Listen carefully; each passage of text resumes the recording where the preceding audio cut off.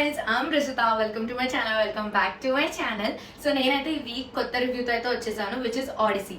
జూలైలో the most anticipated Hollywood movie ఏదైనా ఉందంటే దట్ ఈస్ ఆడిసీ.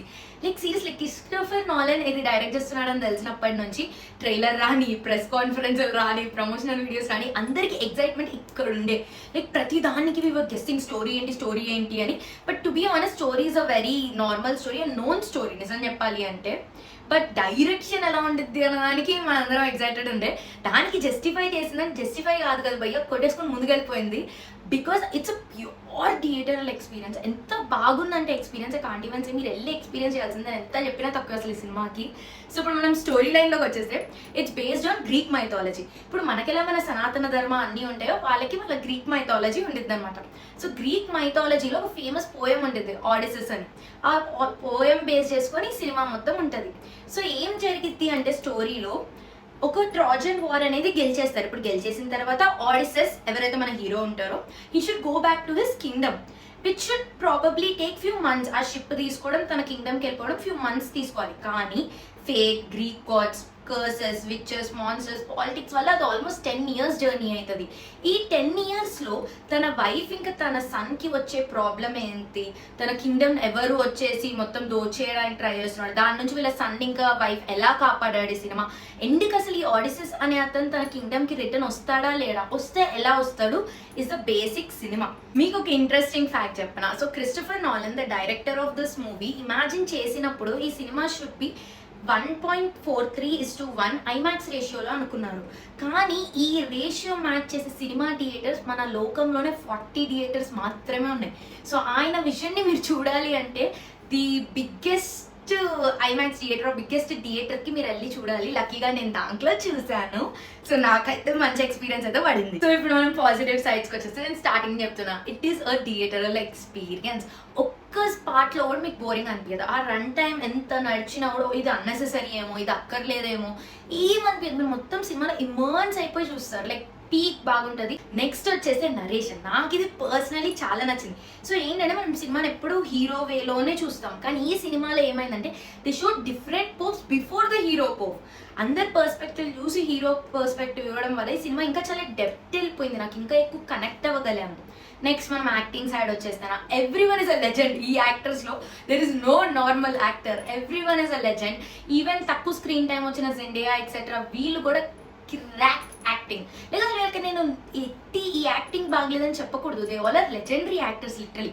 కానీ నన్ను అసలు పీక్ టేకెన్ బ్యాక్ తీసుకున్న యాక్టింగ్ అయితే వచ్చేసి Robert. Like bro, he played a very unusual character. నిజం చెప్పాలంటే ఆయన క్యారెక్టరైజేషన్ కూడా అసలు క్రేజీ లేయర్స్ ఉండే.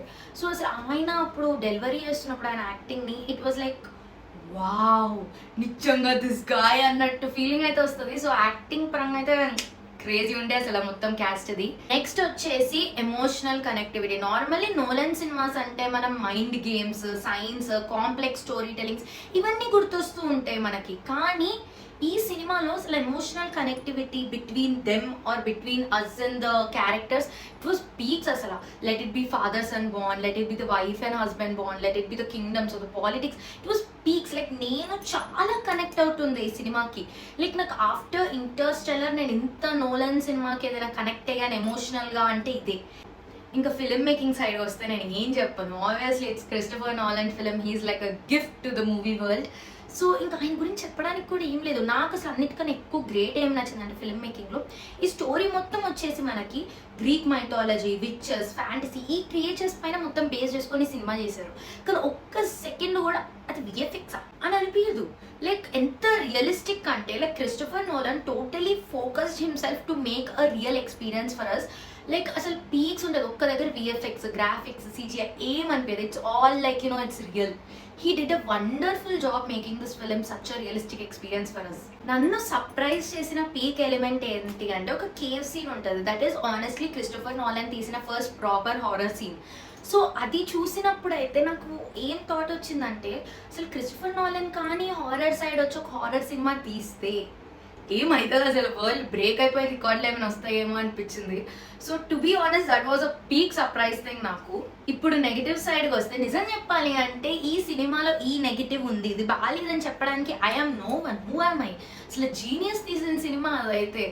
ఇన్ఫాక్ట్ నేను ఒక రివ్యూవర్గా ఈ సినిమా చూడాలన్నా నువ్వు చూడలేవు భయ్యా, ఒక ఆడియన్స్ లాగే చూడగలవు. Like cinema will drag you in, ఫుల్గా ఇమర్న్స్ అయిపోతావు ఆ ఎక్స్పీరియన్స్లో. సో నువ్వు సచ్చిన ఒక రివ్యూవర్ లాగా చూసి నెగిటివ్స్ ఇవి అని రాసుకోలేవు. అది జరిగిందంటే director did his best. So obviously నా నుంచి అయితే ఈ సినిమాకి 0 నెగిటివ్స్ అసలు. ఫైనల్ వర్డిక్కి వచ్చేస్తే ఆడిసీ అనేది ఒక నార్మల్ క్రిస్టోఫర్ నాలన్ సినిమా కాదు. It's a different experience. వెళ్ళి చూసి ఫీల్ అయ్యి ఎంజాయ్ చేసి రావాల్సిన ఎక్స్పీరియన్సే ఇది. నన్ను అడిగితే అసలు అన్బిలీవబుల్లీ బ్యూటిఫుల్ విజువల్స్ ఉంటాయి. అసలు ఎప్పుడైతే ఫుల్ షాట్స్ ఉంటాయో అక్కడైతే అసలు ఇంకా కళ్ళు, ఇట్స్ అ విజువల్ ట్రీట్ అని చెప్పొచ్చు నన్ను అడిగితే. ఇంకా నెక్స్ట్ వచ్చేసి ఇది ఒకసారి చూసే సినిమా కాదు, 2-3 సార్లు వెళ్ళి మరీ చూసే ఒక మంచి అద్భుతమైన సినిమా. మైథాలజీ కానివ్వండి, ఎమోషన్ కానివ్వండి, యాక్షన్ కానివ్వండి, హారర్ కానివ్వండి, పాలిటిక్స్, ఫ్యామిలీ డ్రామా అన్నీ పర్ఫెక్ట్గా బ్యాలెన్స్ చేసి డెలివర్ చేసిన ఒక పీక్ అమేజింగ్ సినిమా. సో దీనికి నేను ఇచ్చే రేటింగ్ వచ్చేసి 5 out of 5. Yes bro, it's a masterpiece bro. What else do you expect from me?